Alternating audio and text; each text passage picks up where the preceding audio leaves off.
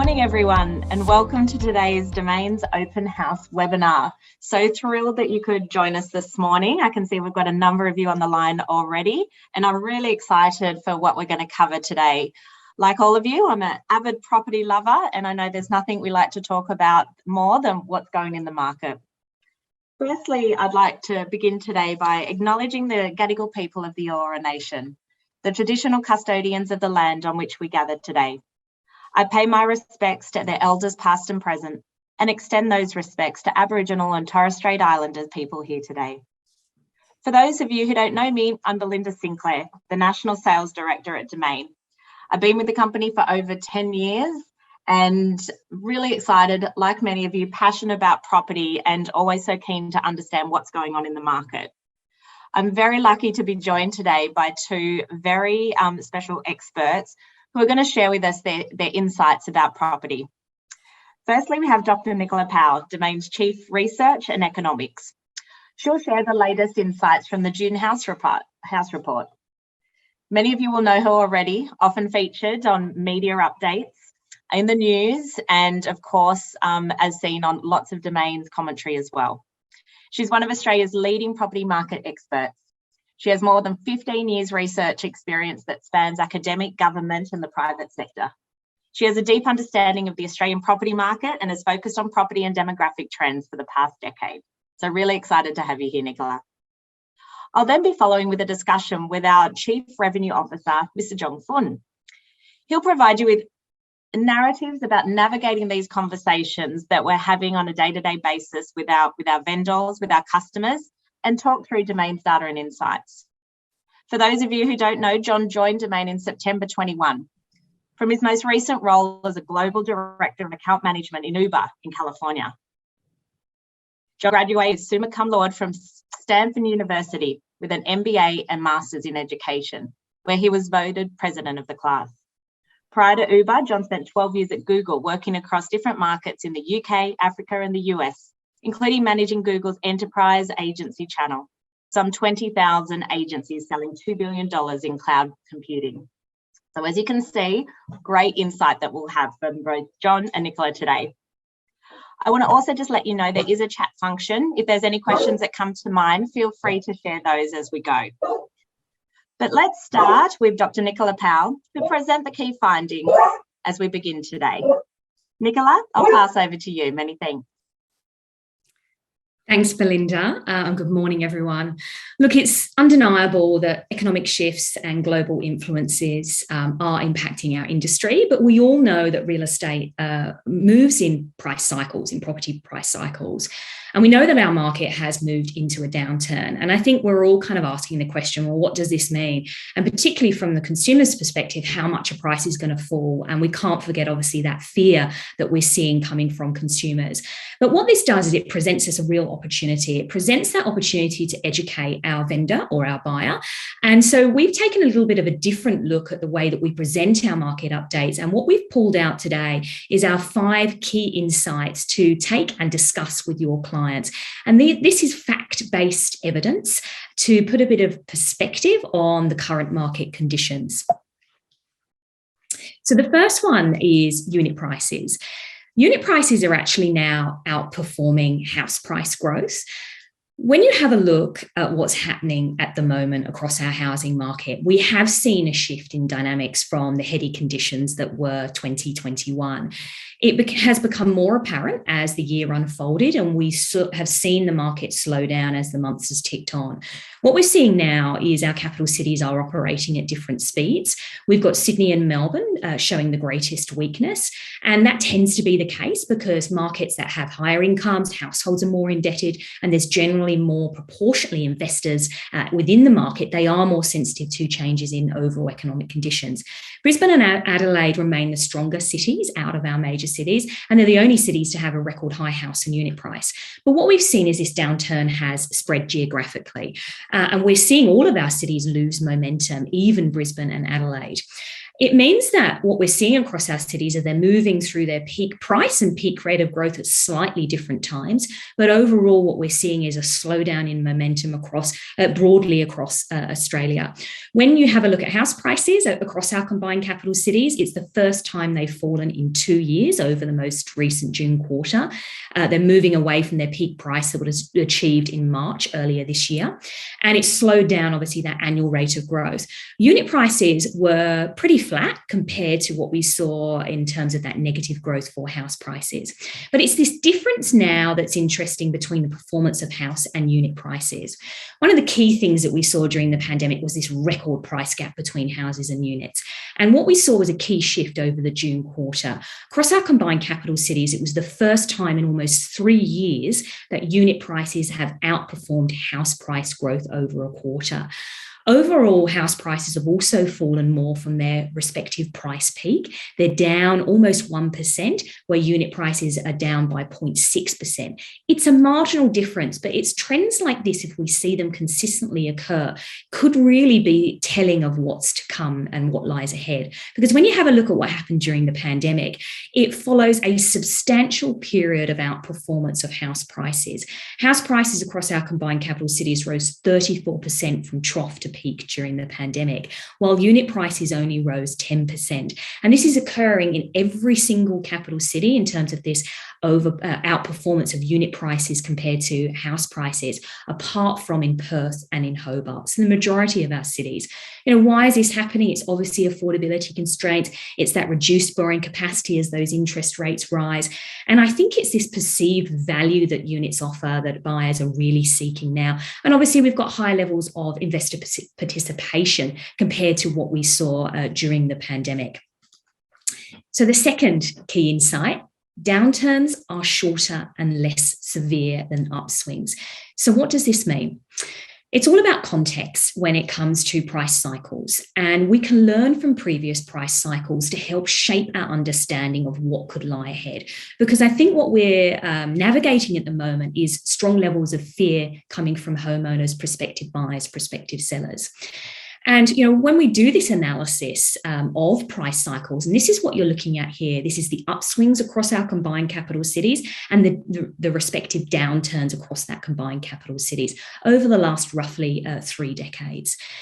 But what this analysis showcases is it really feeds the cliche that is not timing the market, it's time spent in the market that really counts. And this is what this completely tells us in terms of that story. Over the past 3 decades, there's only actually been 4 periods of time in which house prices have gone backwards. They've declined annually. That was in 95, it was in 2008, it was around 2011 and 2018. The instant observation of this is the peak rate of annual decline was less than 10% during all of those 4 periods of annual declines in our market. And what we saw is the period before this had a higher rate of growth, so a higher incline compared to the downturn. The other thing you'll notice as well is the depth of the downturn has become more greater in recent years. And the deepest downturn was 2018 to 2019 across our combined capital cities, where the annual decline peaked at just over 7%. When you have a look across the combined capital cities, we've seen 8 house price cycles, including this current one, and that's exactly what's displayed here in these 2 graphics.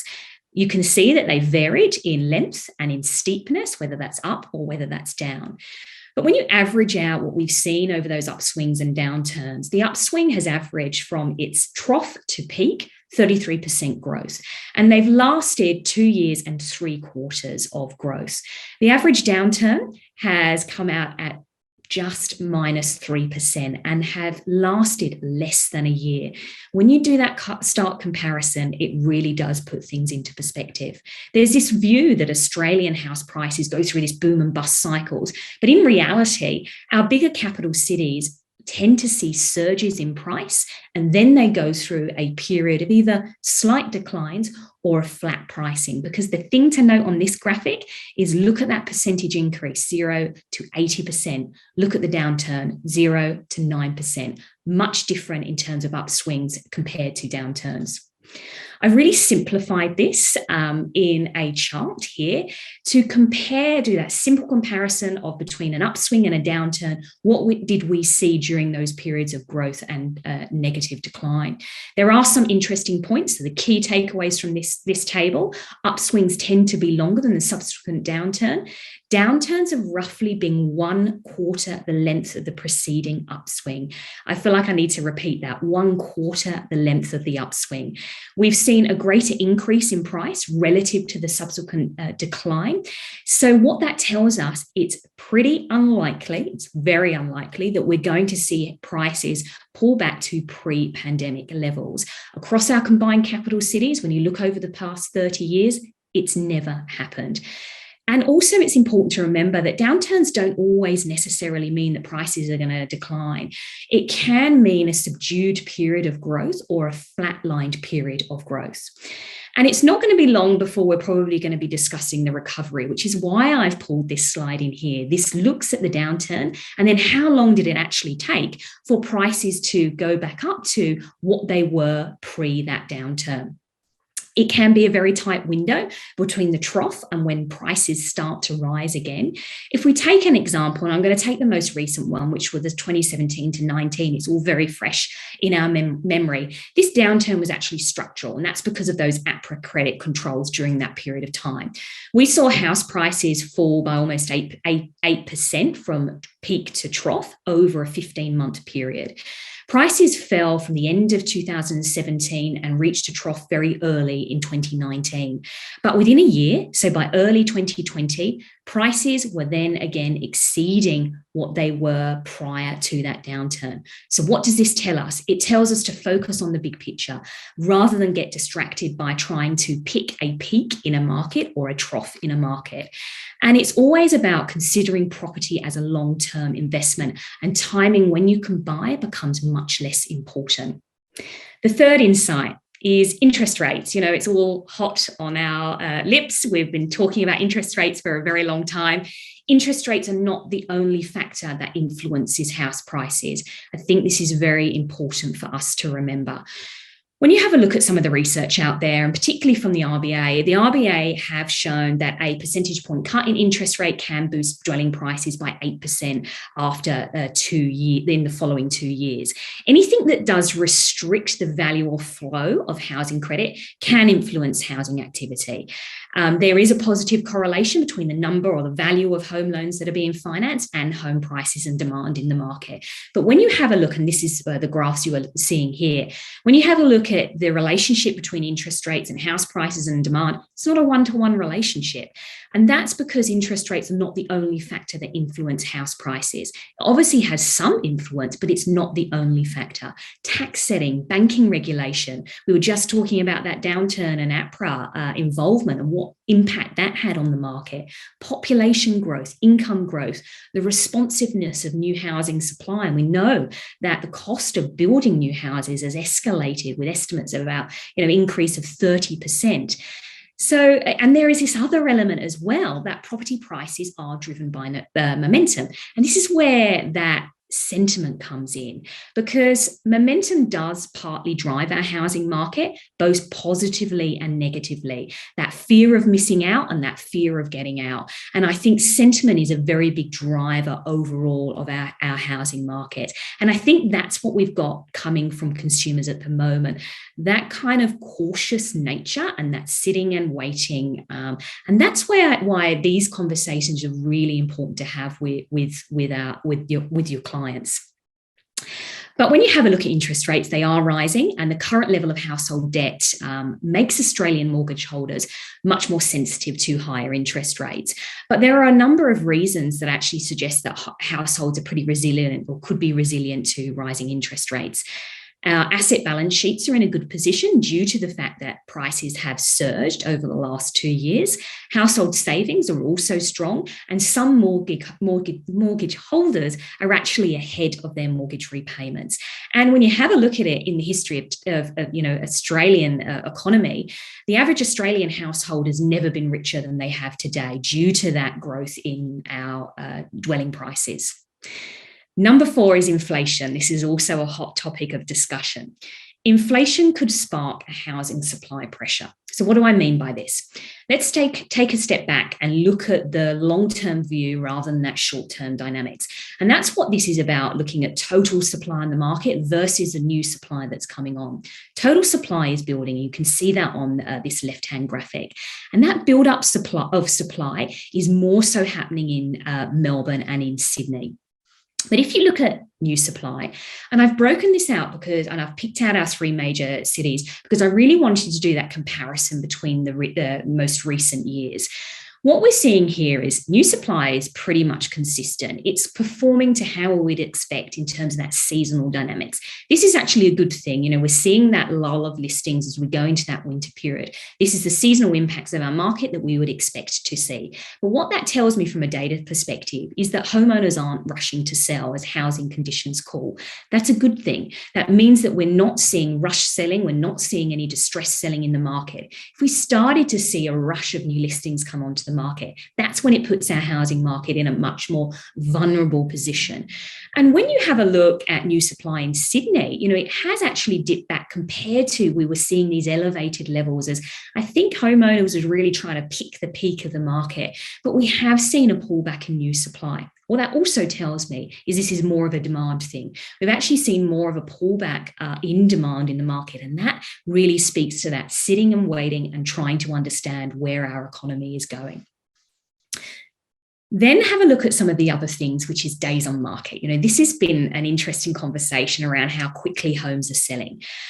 I think what we've got to put is perspective on this. This is a time series looking at the days on market across our major cities for houses, for units. What you can see in the key take-home thing here is property is still selling pretty quick. It's just not selling as quick as what we saw back last year. Those heady conditions of 2021 were very unusual, and they are behind us. But in the grand scheme of things, what we're seeing is days on market is still pretty quick. Over most of our capital cities, we're seeing that days on market rise. It's back to what we were seeing early in 2021. The only city that really bucks this trend is Adelaide. It's still seeing a bit of a downward trend in terms of its days on market. And also Brisbane, those days on markets are also holding up pretty well. But what it is showing is we are moving away from those speedy conditions of 2021. But the other part to this slide is population. Look, I love demographic stats and population stats. Let's think about future supply for the Australian housing market. The Australian economy is based on strong levels of overseas migration and international students. It's contributed anywhere between 180 to 220,000 people per year. That pulled away a significant amount of demand in our housing market during the pandemic, but we saw this price boom and we saw the vulnerability of our rental market more so. But we're seeing overseas migration recover. We're seeing that play out in our tight rental markets, but net overseas migration remains essential for long-run population growth. And these are population forecasts, which are popped in here. And population growth is expected to peak in the financial year of 2024 to 2025. So this is when net overseas migration is assumed to be fully resumed and back to pre-pandemic trends. And then it will kind of peter off a little bit. It will slow down slightly, but this will add demand pressures. And then you've got to think about the weight that's on the supply pipeline, particularly given strong inflation, soaring construction costs and trade shortages. This could lead to inflation supply issues eventually. And the fifth and final one is the rental market. Rising rents will actually make purchasing more attractive. This is one slide that really just captures our rental market currently. Our national vacancy rate hit the lowest point on record over the month of July.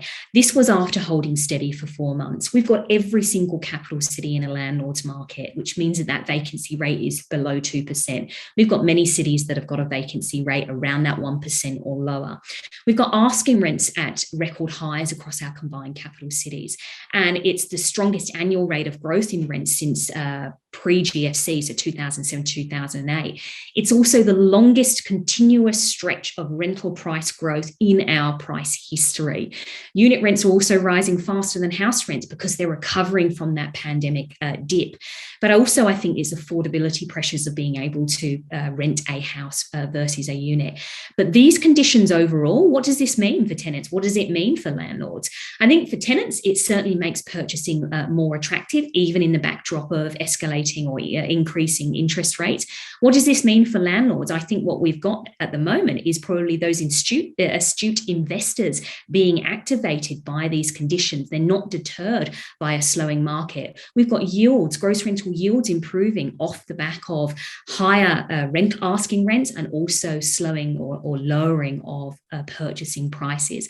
So I think this is certainly attractive for investors. So a summary slide of our key 5 things that you should be taking to your clients to discuss and help them understand current market conditions. Thank you. I'm not sure where Bella's gone. I think, so I might just take over in her absence in that, Nicola. First of all, I might just say, like, that was like amazing. I know we'd gone to rehearsal, but hearing that was like fantastic. It actually reminded me a bit of when people ask you, like, what would you tell yourself if you could speak to your 20-year-old self again?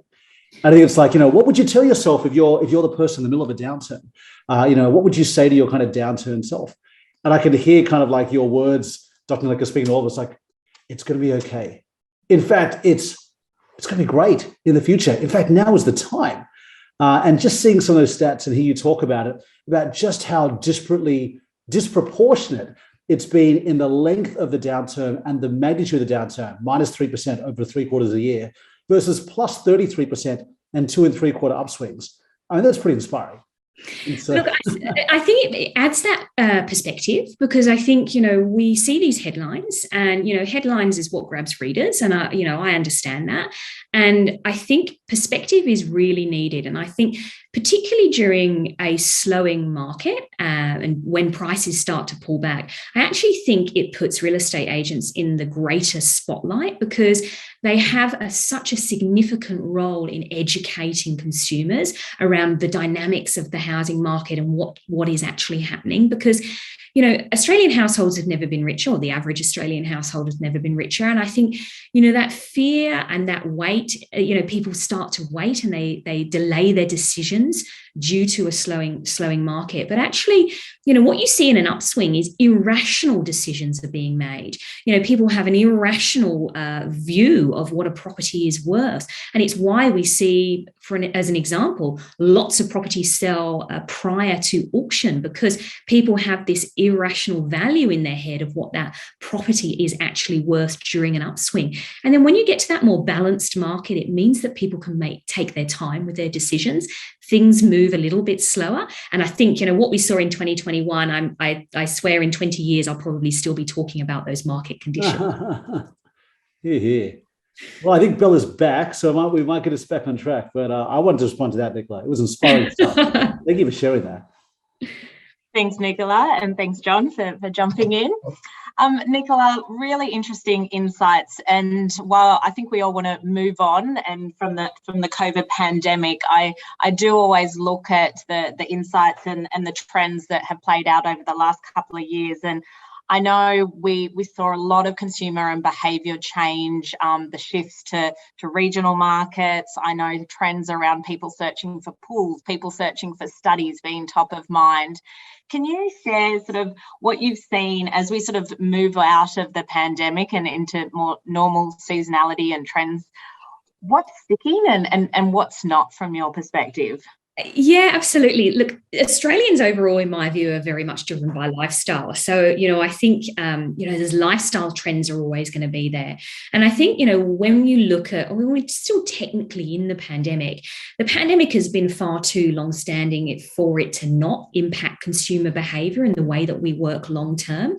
I think what we saw during the pandemic was a demographic surge of upgrading our homes. It was that 3-bed, in a garden suburb with the additional space to have a Zoom room. An element of that is still going to be within our housing market in terms of what we're looking for a home. And I think That will still continue to an extent, but I think that surging impact that we saw in terms of those change decisions has largely filtered through. But I think what we want from our home is going to be impacted, and it's going to have a long-standing impact on what we want from a home. Because I think that decentralization that happened bottom up is here to stay for those that are able to work from home. But I think in a more hybrid environment, where we're in the office a few days a week, but we also have the ability to work from home. And I think, some of those pandemic trends as well, when you think about how Australia navigated the pandemic, I think we will attract entrepreneurs, we will attract businesses, we will attract skilled migrants and international students where they want to call Australia home. So I think, particularly when we see that recovery of overseas migration, I think it will shape our demand for housing moving forward. Thanks, Nicola. Yeah, I agree. And I know where I thought I enjoyed probably 90% of my time working from home over the last couple of years, and now returning to 3-4 days a week, and think it's really interesting that, we did miss each other, which is nice to see. Thanks, Nicola. I'm going to bring back John. So thank you for jumping in. Of all times, my computer decided to restart midway through the webinar, so apologies for that little hiccup. But I'm really interested, as I mentioned before, John's been an avid property investor for a very long time and invested internationally. So I know how important, obviously professionally, the property industry is to him, but also personally. And I'm keen to get your perspective. Obviously, you've been travelling around the country in recent months, getting to know our customers, getting to know agents, and really understanding what's challenging them. Property is always top of mind, and I'd love to get feedback on what are you hearing from agents nationally and their views on the market. No, thanks, Belle. It's been such a wild ride over the past 12 months. I think as I was coming into this role a year ago, it's like, oh my goodness, we've got lockdown, what's going to happen? Prices are going up, but what's going to happen? And then kind of as lockdown ended, the whole thing exploded. It was so exciting. And then this year has kind of been that trough of like, okay, it's good, but it's plateauing, and then like, oh, recession, like all these things. And we got to remember the property market it's a market at the end of the day. It's a market full of emotion, full of the fear of missing out, full of the fear of overpaying, all these things. And it's fascinating spending so much time with agents across the country because, and I know many of you on this webinar are agents, you are at the precipice of that, of handling the emotions of buyers and of sellers and even yourself as you've gone through this market. Many of you have been around a long time to what the trends Nicola has spoken about, you've seen all before. And some of the newer agents have never been a downturn. It's crazy. And so there's so much out there. It's exciting, but I would reiterate the first thing, which many of you have told me, it's all going to be okay. It's all going to be okay. We're in one of the greatest long-term markets in the whole world, Australian property, which we're very proud to be part of. It's going to be okay. If you buy good property, if you have good property, it is ultimately going to give you a return over time. And that's what we need to keep reminding ourselves. I was in Melbourne the other week. I think many of you know Stavros. He's one of the top auctioneers in the state, O'Brien's Real Estate. And I asked him about what the sentiment is. And he had this quote, which I've heard before, but he just had this way of putting it so pithily. He goes, John, 95% of reasons why houses transact are all the same. Births, deaths, marriages, divorces, empty nesters, and those things are still happening. And I would say that largely reflects what I'm seeing both from agents and we look at the internal demand data. 95% of stuff is going on. Now, all that being said, because there is fear in the market, because there's uncertainty, is there going to be a recession? How long will it be? As long as there's this uncertainty, many vendors, many potential sellers are holding off and going, oh, I'm kind of anchored to the price which I saw in late 2021. If I can't get that now and I can possibly hold on, let me wait until the market recovers. And so we are definitely seeing some suppression in what we might call like optional selling.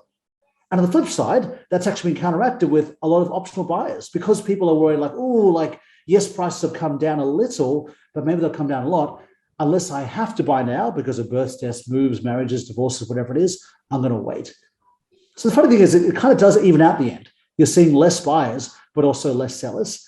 And I think a lot of what we're seeing, a lot of what we're encouraging is it's always a good time to get in if you can hold for the long term, if that's part of what your plan is, to kind of what Dr. Nicola was saying.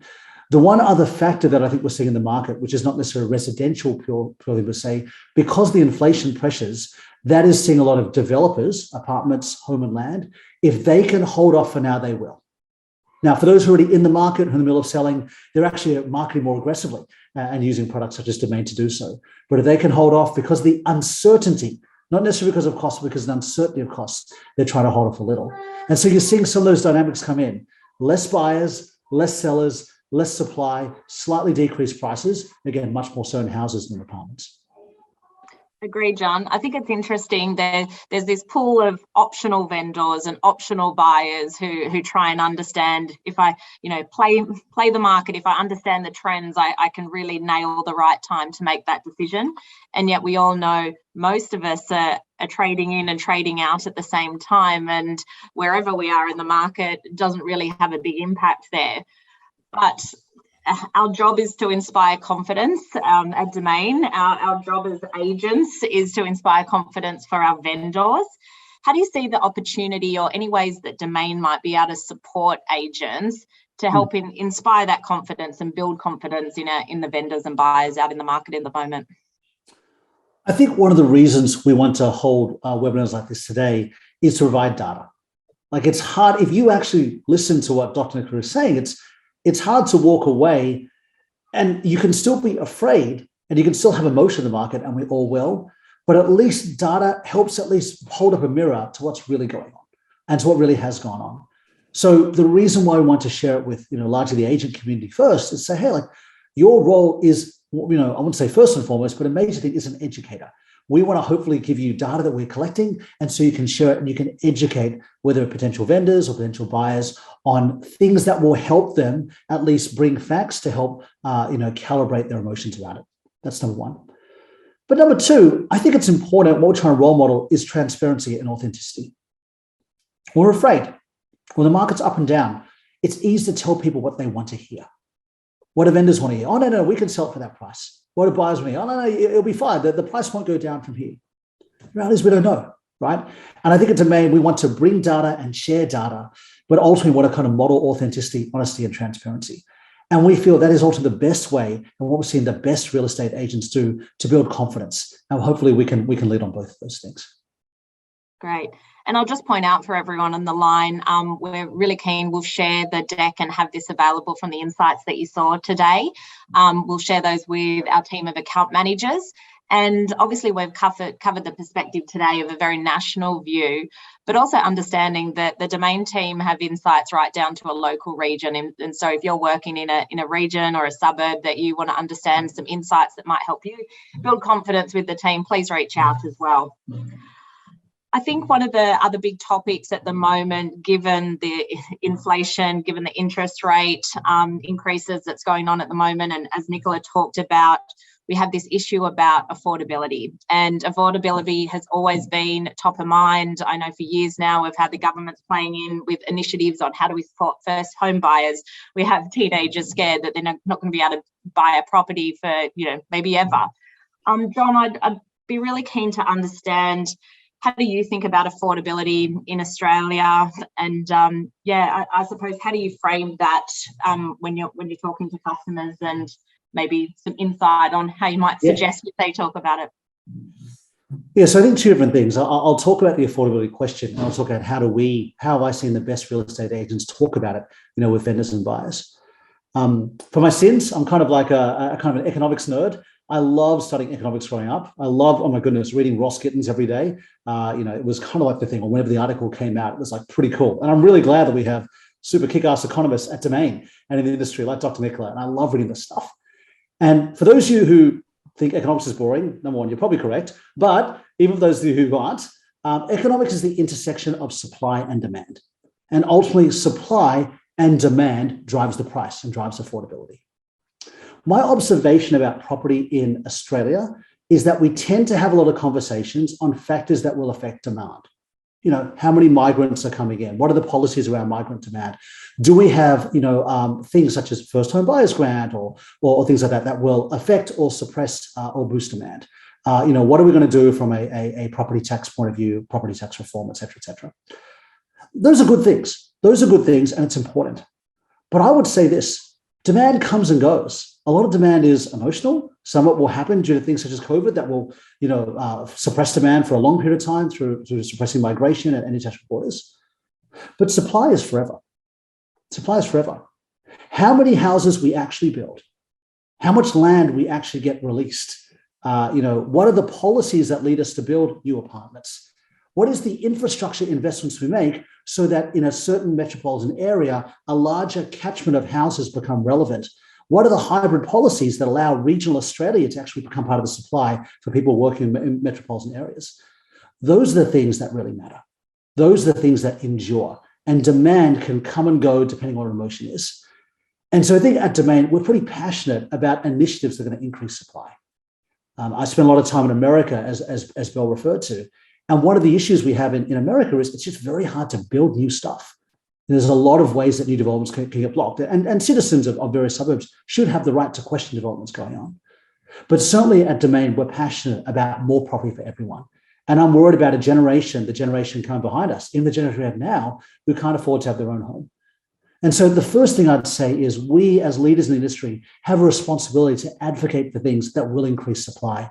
And I am worried right now, I alluded to what's happening with developers right now. A lot of developers who are building necessary new supply are, for very logical reasons, holding off until there's more certainty into the market.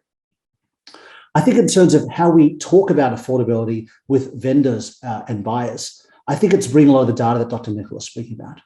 For those people wondering, should I get in? What I remind a lot of my family and friends is, for every one person who I meet who thinks, oh my goodness, I got in too early, there must be 20 family and friends that go, oh my goodness, I waited and now I can't get in. And as you know, because supply is likely to be constrained, what that means is in an industry like property, what you're going to see is a long-term increase in prices, likely in and over above inflation, which means that the best time to get in is always as far back, or at least that we can control right now. And that's what I try and educate buyers to understand, but also with vendors to understand that, hey, if you are having your house in the market, there are people out there who know these things and will be attaching the right long-term values to these things as well. So I think there's education we can bring for both when it comes to affordability. Yeah, great. And Nicola, I know you shared a couple of slides around the inflation and interest rates, but also a lot of your research is focused around affordability as well. I'd love to get your views on how you think about affordability in Australia. Yeah, absolutely. I was frantically writing some notes to react to some of the John's comments there. And I think, it's really interesting when you look at how Australians view property, and it's ingrained in us that we view owning our own home as success, not just shelter. And that's something that has been here ingrained in us for decades. And it's almost a bit of a shift in perception of what we can actually afford. I'll tell a quick story about he was 6 when he said this to my son. It just shows what I'm teaching him. He said to me, "But Mum, I don't want to spend my money because I'm saving for a house. What am I bringing up?" He's starting his journey early. Amazing. But it says a lot, doesn't it? How it is about education as well. And I think that starts at school, about financial education around, saving and that journey of getting to the point where you can own your own home. But in terms of kind of policies and what we do to address housing, firstly, we have a misallocation of housing stock in Australia. This doesn't float well with many people when I say, or some people when I do say this line, but we do have a misallocation of housing. So we need to make sure that we're utilising our housing stock adequately to house, our population. When you've got a big portion of our population living with, 3 or more spare bedrooms, that really shows that we're not using our housing right. And when you do that comparison to the rental market, in the rental market, we live in homes that better suit our current needs. So you have the right allocation of stock in the rental market, but it's really missed in the sales market. What that means is we're probably buying houses for our next stage of life where we're thinking about growing our family. Then that comes into, is it stamp duty? Are people leaping and buying a larger house to really kind of reduce the amount of stamp duty they're paying over time? So I think it's looking at things like stamp duty, which really hinders transactions within the housing markets and stops us right-sizing our homes. Other things like our cities are some of the least dense cities in the world. Sydney is one of those. It ranks up as one of the most least dense globally. We need to densify our cities. We need to densify our cities along particularly infrastructure corridors. And, I think we need to address that we have not built enough houses to house our population in, the prior decade. And what the pandemic offered was a really unique opportunity for us to catch up with that housing supply. It didn't happen. It didn't happen from a government level in terms of pushing that supply through. And we've kind of missed that boat. And I kind of think it does. It's basic, but it does go back to the right supply, affordable supply, and in the right areas as well, because you've got some areas now in regional markets that have seen a swell of their population growth. So we kind of need to look at where we're building and also look at our cities in terms of densification. Thanks, Nicola. Really true. And good luck to your son. Sounds like he's on the right track. Yeah. Just another question, John. I know I was actually talking about to this yesterday. One of our team members came back and had met with a real estate agent who had only started up in the last couple of years.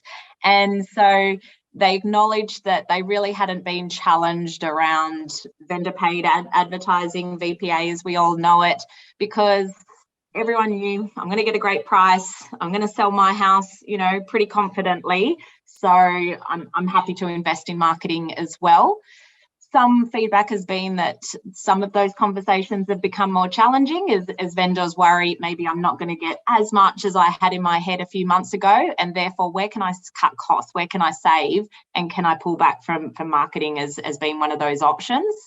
I'd love to get your view on how you think about the value, and especially how maybe we can support agents to have that conversation with vendors at the moment on potentially why, marketing is even more important at the moment, but keen for your views. Yeah. And I think this definitely gets to the heart of why we exist as Domain. We also exist to inspire confidence in life's property decisions. It's very important when a seller is selling, that they understand what they're spending and why. And I think for us, at Domain, we're pretty passionate about creating marketplaces where great buyers can find great sellers. I think the thing that we would like to speak about at Domain when people ask the question, why do I need to spend this on VPA? Why am I spending money, on Domain or other portals or things like that? Is this.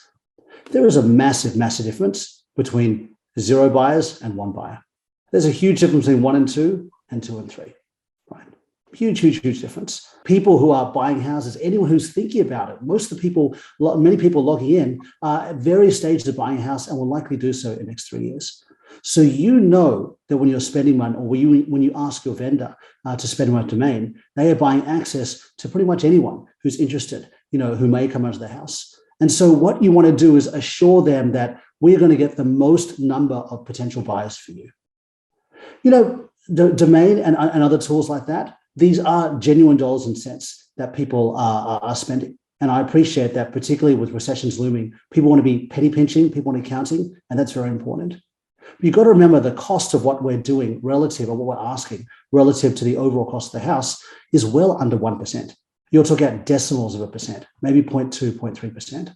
And so the calculation that a vendor has to make is, am I sure that in spending 0.2% less on not using a domain or part of the VPA or advertising, whatever it is, domain or otherwise, am I sure that I'm not going to lose a buyer, that I'm not going to lose a potential set of buyers that would potentially get me the very best price? Because that 0.2%, that is one auction bid, maybe even less. That's one transaction. That's one small thing. And so again, everyone has to make the right decision themselves. And what you need to do is bring data and transparency. We selfishly would love you to use Domain for every transaction out there. And ultimately, every vendor needs to make that decision. But we like to think, by bringing some of those facts to the table about how relatively low the cost is versus the importance of getting every potential buyer to the table, that this is something really important. Thanks, John. Well, we're out of time, everyone, but great discussion, and a big thank you to Nicola and John for your insights and contribution and conversation today. It was insightful and really enjoyable as well. I want to thank everyone on the line today for joining. As I mentioned, we'll share some social assets, a copy of Nicola's slides. I know a few people have been asking about those in the chat as well. And reminding everyone to please get in touch with your domain account manager if you'd like these insights and localized insights shared as well. We hope that you found the discussion valuable. We'd be really keen if you could, fill out a very short survey that will pop up at the end of this webinar, because we'd really like to understand what other insights, what topics are valuable to you, so we can, continue to deliver those and add value. Wishing you all a great day, and thank you for joining. Thanks, everyone. Thanks, everyone.